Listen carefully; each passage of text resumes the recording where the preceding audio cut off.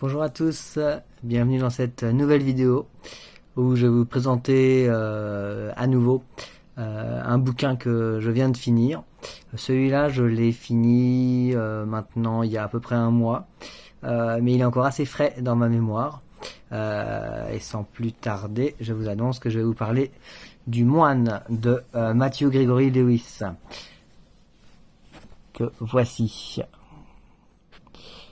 Hop, et comme vous pouvez le voir, je l'ai lu non pas sur papier, mais sur liseuse électronique, sur Kindle, en français. Donc c'est un bouquin anglais, hein. À l'origine, Matthew Gregory Lewis est un anglais du XVIIIe siècle. Il a écrit le roman de mémoire dans les années 1780, et c'est un petit peu l'époque des Lumières. Le Moine, donc c'est assez connu comme étant le premier roman gothique, suivi ensuite au 19e par beaucoup d'autres œuvres, mais c'est vraiment un des premiers, et assez révolutionnaire, assez novateur dans sa façon de traiter de la religion, de l'amour, du romantisme typiquement, et voilà, des thèmes du gothique, du mal, de choses comme ça. Et alors, pour rentrer un petit peu dans le vif du sujet, de ce que ça raconte, le Moine, comme le titre l'indique, donc c'est l'histoire d'Ambrosio, un moine espagnol à Madrid, qui connaît une carrière fulgurante. Il a été recueilli jeune dans un monastère, et son éloquence, son assiduité, son éloquence l'ont rendu populaire tout de suite. Et le livre commence avec un de ses premiers prêches dans la paroisse, dans une église madrilène, et les gens sont subjugués par ses paroles, par son sermon. Et donc ce moine, en fait, qui a tout pour réussir, qui a toutes les vertus du moine, avec une vie ascétique, loin des péchés du monde extérieur, reclus dans son monastère. Ce moine, en fait, va connaître la tentation du mal à travers un congénère, entre guillemets, un autre moine de son monastère, et va tomber dans différents vices. Alors, sans vous déflorer toutes les différentes intrigues, c'est un roman assez dur en termes de violence. Il y aura des meurtres, il y aura des viols, des incestes. C'est assez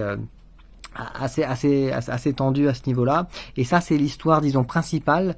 Mais ce qui est intéressant, c'est que il n'y a pas qu'un seul personnage. C'est pas typiquement comme le parfum que j'avais critiqué, dont j'avais parlé dans la vidéo précédente. C'est pas un moine, contrairement au titre du livre, c'est pas un moine qu'on suit de bout en bout tout seul, mais il y a une flopée de personnages secondaires qui prennent des rôles principaux.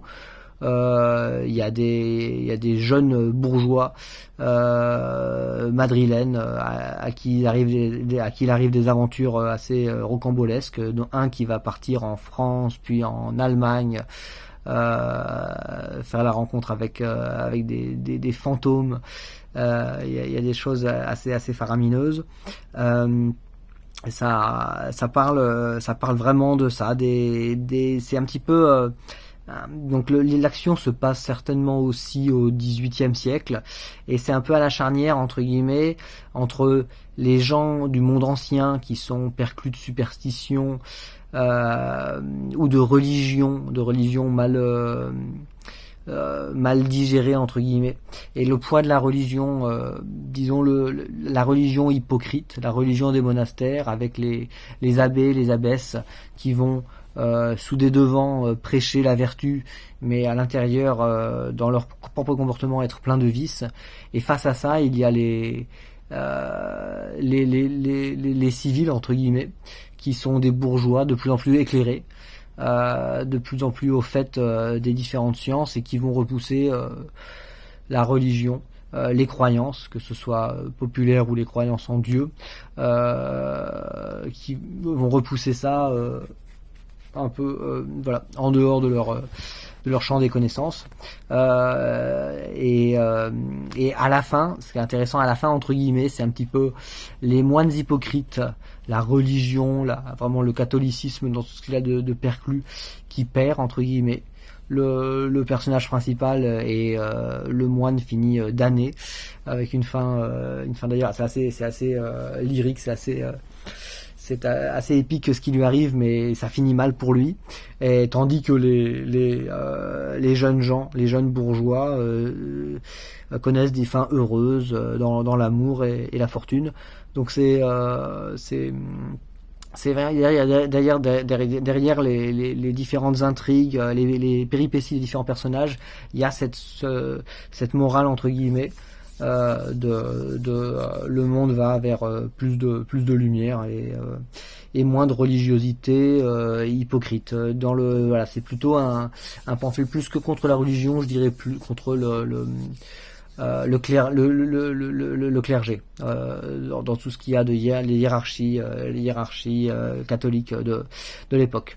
C'est un gros pavé de mémoire. Combien de pages? Je vérifie dans mon édition. Ouais, c'est là, c'est un pavé. Oh, c'est un gros pavé. 300 pages. J'avoue, au début, en termes de lecture, en termes de plaisir de lecture, j'avoue que c'est un peu, pour moi, ça a été un peu chaud au début, de savoir qui est qui. Plein de personnages, plein de noms, des Lorenzo, des Raymond, beaucoup de noms comme ça, des noms, des Mathilde, c'est rigolo, des noms français. Alors je sais pas. C'est un Anglais qui a écrit son action en Espagne. Je sais pas si les noms étaient à l'origine écrits en espagnol et que le traducteur de cette édition les a francisés, ou si c'était des noms exprès ou français. Il y a pas de français en tant que français dans le livre. Ils sont tous globalement espagnols. Je crois qu'il y a quelques allemands. Bon, si, il y a des français. Il y a des actions à Strasbourg. Il y a des français. Si, il y a des personnages français qui ont des noms de français d'ailleurs, de mémoire. Dans des François, des choses comme ça. Dans l'histoire. Mais bref, donc il y a plein de personnages. Pour en revenir, il y a plein de personnages. Et des fois, on s'y perd un peu, mais en s'accrochant bien, on se retrouve bien. Et il y a des scènes, vraiment des scènes assez épiques. Ça ressemble un petit peu, voilà, dans la morale des Lumières, entre guillemets, pour résumer, et le côté le théâtre dans un monastère. Ça ressemble beaucoup, bien sûr, au Nom de la Rose. Avec peut-être la différence, c'est que le Nom de la Rose dont j'ai vu le film seulement. J'ai pas lu le bouquin, mais bon, si le bouquin est fidèle, si le film de Jean-Jacques Hano est fidèle au bouquin de Umberto Eco, je pense que c'est un peu le point commun. Ça va être voilà, bien sûr, la vie dans le monastère. La vie des moines tourmentés entre leur foi et la raison, ces genres de conflits, l'idée du bien, du mal, de Dieu, du diable, qui revient assez souvent dans les deux œuvres. La grosse différence, ça va être certainement que de mémoire, le Nom de la Rose se passe exclusivement dans le monastère ou aux alentours. Alors que là, c'est marrant. On a vraiment l'abbaye. C'est rigolo d'ailleurs. On a de l'action dans une abbaye, dans un monastère pour hommes, mais également une action dans un couvent pour femmes. Il y a d'autres personnages. Il y a des personnages féminins aussi. Et puis on a aussi beaucoup d'actions dans la ville et, comme je l'ai précisé, aussi à l'étranger. Les scènes d'action et les personnages aussi. Voilà, c'est plus à ce niveau-là, c'est plus large, il y a plus d'espace, entre guillemets. Donc gros conseil de lecture. C'est très connu, mais je pense qu'il y a des adaptations. Je pense qu'il y a eu des adaptations filmiques ou autres. théâtre ou autre. Donc ça peut être aussi intéressant de rentrer dans l'œuvre par un autre support. Mais Le Moine, donc de Matthew Lewis, se lit quand même très bien. Je vous montre si j'arrive à choper la page de couverture. Voilà, je vous remontre la page pour avoir bien le titre. Le Moine, Matthew Gregory Lewis, qu'on appelait Monk Matthew, je sais plus, je crois.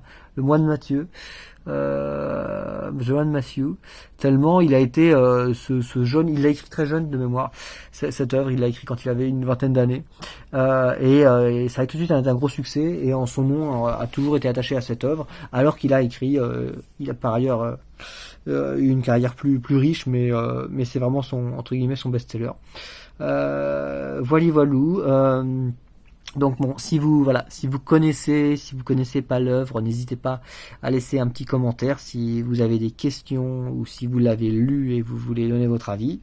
Je vais essayer, je promets pas sur un rythme de parution de vidéos en français. Bah tiens, si je remets la main sur un bouquin que je dois avoir à la maison, le prochain que je commenterai, ce sera certainement en français, ce sera certainement